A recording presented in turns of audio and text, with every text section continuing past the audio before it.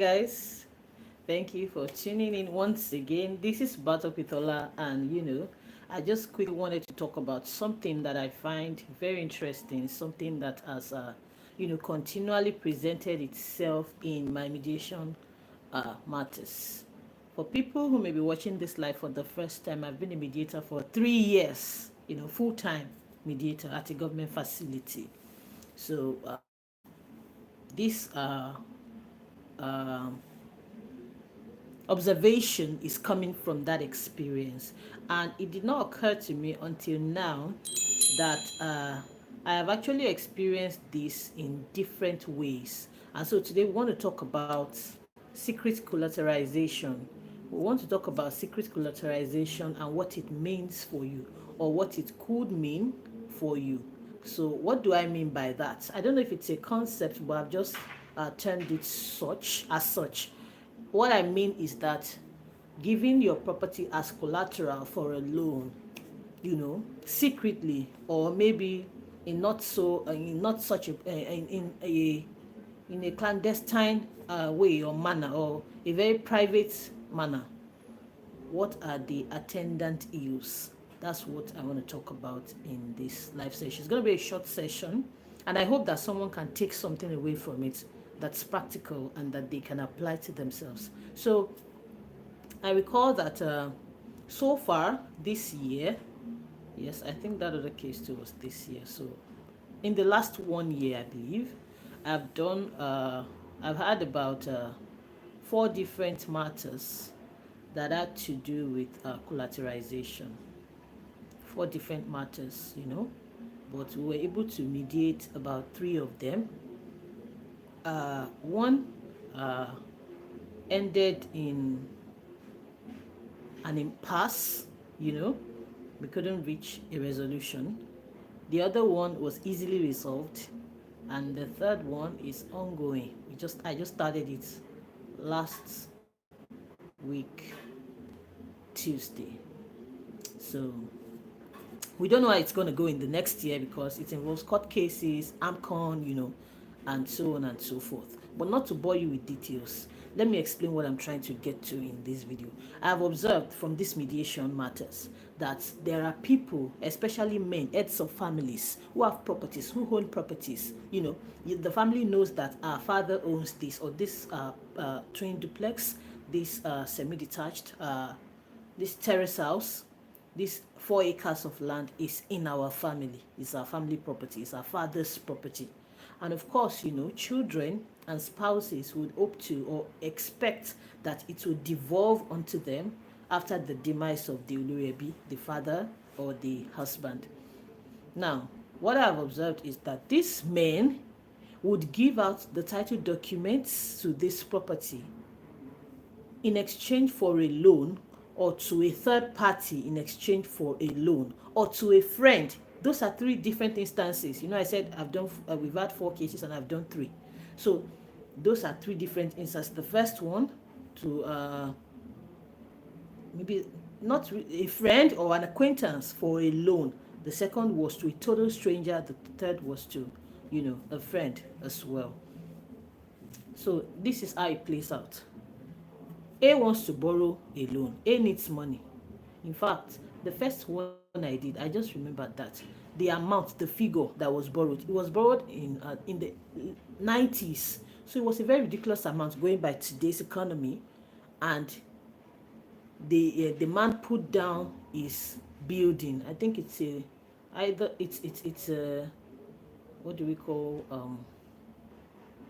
a house, a house. There's a name we call. Am I trying to remember what the house is called? That's not upstairs. That's not a duplex. So he put it as collateral for that loan, and he said that I'm going to pay you. Maybe I'll pay you over 10 years or over 20 years. It was something pounds, like when Nigeria was still spending pounds. So he took the loan, used the house as collateral, and said that I will pay you over so years, and this is the collateral, the house. So if I finish paying, the house comes back to me. This man apparently finished paying or could not finish paying until his demise, and then the house passed. So the person, the acquaintance that had the house in as collateral, has also passed. Now his own children have taken possession of the house. They've made themselves the owners and landlords of the house, and they are renting it out. So the children of this other man now came up and said they didn't even know at first, because that's why I say secret collateralization. So they did not know, but someone in their family, an aunt, now told them after their father died. They found some papers in their house, some letters or something, papers, and they now notified the children that your father had this building at so place, because they were not even living in that town. I think the children, they were grown ups, everyone had gone. So now say your father lives here. Oh, your father had a property here. He took this loan. We saw papers in the house that he wrote, just maybe something informal, or maybe an exchange note that they wrote between themselves, the lender and the borrower, that he took so pounds, and he was supposed to pay it over a period of years, I think 20 years. And then after that, the house is his again. He used this house. It's not that the house became that of the lender, but as collateral. But now he has died, and we're not sure if he finished paying the loan. I'm not certain about that anymore, because it's been a while I did this case. I just remembered it when I wanted to talk about the more recent one. So the children now approached the children of the lender. Both progenitors have died. Then the children of the lender said that our father never told us anything of such. This property is ours, has been in our family. We are the lawful owners, and we have a right to rent it out to whomever we want. So it cannot come back to you. We try to mediate, we try to trace the history from both sides, but this one insisted that our aunt told us. Now, you didn't hear from your father direct, you were not there, and you have no proof to show, just what your aunt told you. They found something in the house. Even when I said, okay, at least bring up the letter or whatever you found in the house, they said they couldn't find it. Their aunt never gave it to them. So I wouldn't know why, or I wouldn't know what was going on. But they seemed like they were telling a sincere story. I'm not the one that will judge whether it's true or not. But this other person, this other side was saying that our father handed this property to us. It was his. He never told us about any loan, or that this property is your father's and that it's collateral or something. So please, end of discussion. And we're not able to resolve. Make that one. The second one was that of a man. He even had like a business, not really a business. In fact, that was the first I heard of it. Third party collateral. So he had properties. So what he does is that if he needs money, or when he needs money, he could give out the title document to his house, his residential house where he was living. Then he will give it out to someone, maybe someone that has a business, maybe an oil and gas business. You need money to run the business. I'm talking about millions of naira. So he gave it to this guy that applied to the bank for millions of naira, and on the impression that he would get, I think he was going to get £1,000,000 as his cut. So that the guy will use the collateral as his own property. I don't know how they worked that, but that was what was in that transaction. You use it as his property, and then you get the loan. You will give this owner £1,000,000. So he told me that it's very I find it very fascinating what he said. That made him change his mind was that he had a fire incident in his house, and he was so afraid. He now began to think that, oh, my children don't even know that I gave out the property documents in this house to this business guy. What if he had died in the fire? That's how his children will not know where the title documents are. Or maybe something will happen. Maybe the guy will get the loan, he won't be able to pay back. Then the bank and AMCON will come for the property. And so the inheritance that he wanted to give to his children it will be out, just because you collected £1,000,000 from a total stranger. So how the Bible says that a good man leaves a good inheritance for his children, for his grandchildren. So that is what happened. And then he brought the man to mediation. We were able to resolve it. The man said that although he had paid a substantial amount from the £1,000,000 agreement, he could not get the loan from the bank. For some reason, the particular bank where he was hoping to get the loan had said that they do not accept a third party collateral documents. So then he went to another bank, on and on and on and on. But we were able to get the title documents and give it back to, he was able to return it in that mediation session because we wrote to him to bring it along, he brought it along, he returned it. So it was resolved in a sitting. Now, the third one that happened was that of a man who gave his friend the title document to, an elaborate property, he gave the title document, twin duplex, you can imagine that, for his friend to take a loan in millions of naira from a bank.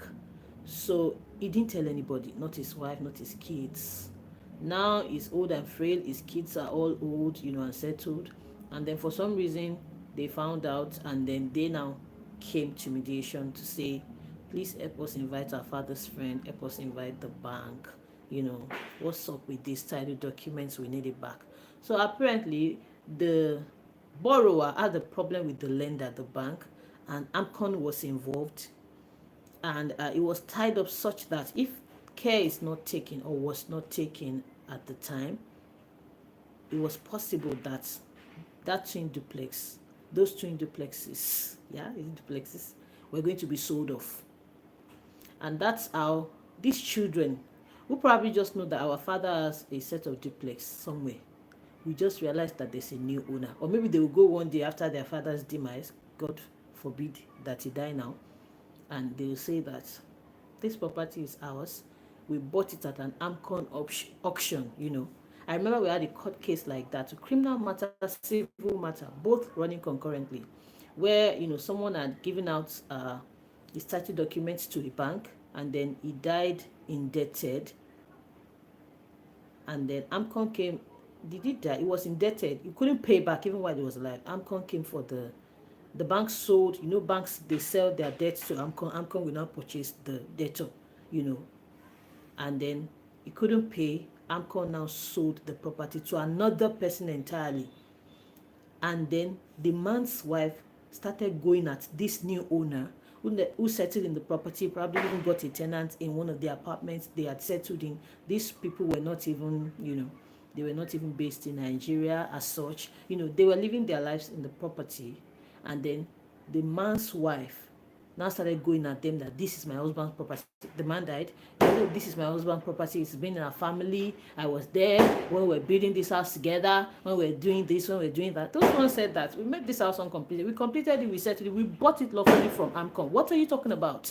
So, it was messy. It became a criminal matter. It became a civil matter, prolonged for years, in court. So, these are some of the scenarios that I've seen play out. So it's important. What do you do if you want to use your property documents as collateral? Those are fireworks, Christmas fireworks in my area. Apologies for the noise. So if you want to give out your title documents as collateral, involve someone, especially people who are your likely inheritors or administrators of your estate upon your demise. A few days ago we just talked about next of kin and what it means in law and administration of estates and all of that. If you haven't seen that video, please go and watch it in the video section. So involve those people, involve your family members, your immediate family. That's one, so that they will know that this is happening, so that if you are incapacitated at some point or you die, they know who to chase and they are able to keep the property in the family. Two is that do like an execution, execute a contract with whoever you are giving the collateral. Agreements are agreements, and the court will recognize any lawful agreement any day and anywhere. So don't say that there are no such agreements as collateral agreements or collateral giving agreement. No. Once you decide that you want to execute a contract on any matter, it becomes a typology of contracts or agreements that are possible. So execute a contract with, you could even get a lawyer to do it for you and get witnesses to sign, just like a land agreement. Let this person sign that, oh, I'm the donee, I'm the donor, You are the donee. I'm giving you my title documents for you to use as collateral for so loan in exchange for this or that, or gratuitously, without anything. I'm not taking anything, but maybe on friendship basis, on humanitarian grounds, on the condition that you will pay the loan and you will return it, or on the condition that you will indemnify me from any liabilities resulting from the loan or your inability to offset the loan. That means that whatever happens, you will make sure that this property remains my property. You will make sure that you settle the loan, or you do anything within your power to make sure I do not lose my ownership of this property. Execute such a contract or agreement with whomever you're giving out your title documents to, and have it deposited in a safe place. You can even deposit one with a lawyer, you can deposit it in a bank. You just speak to any safe place where you can deposit important things for safekeeping. You can deposit it, and you can even put it on Google Drive these days that we have technology. You could people that need to know. Recently, just normal thing, but for me, it's that first case of a building. That's about a year ago. There about a year, I had these other 3 new cases. So one person did not come when we invited them, so we could not read criminal matter. Actively involved. We went to court and all of that. So this is what I want to talk about in this video. Please secure your interests and carry your family along, especially progenitors, fathers, husbands, head of families. Carry people along so that you can leave a good inheritance for them, at your leave a good inheritance for them. I'll see you in my very next video live session. Don't forget to subscribe. Don't forget that I now have a full service law firm. So if you need any legal services, contact me at livingstoneshq@gmail.com. I will take it up from there. Look at the description box and look at what suits you from the services that we offer, the books that I've written, and you could also book a paid consultation session, if you need to do so. Toodles.